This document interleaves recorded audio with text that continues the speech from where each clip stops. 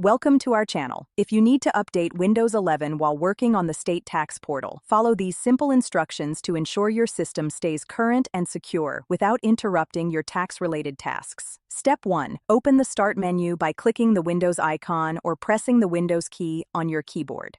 Step 2. Type Windows Update in the search bar and select Windows Update settings from the results that appear.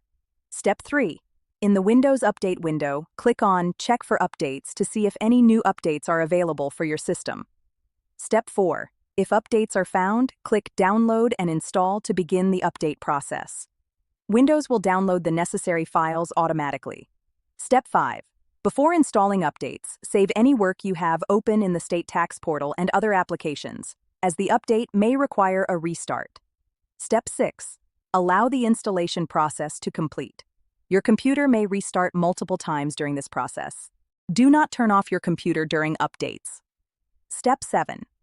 Once the update installation is complete and your computer has restarted, return to the State Tax Portal and log back in to continue your work. Step 8.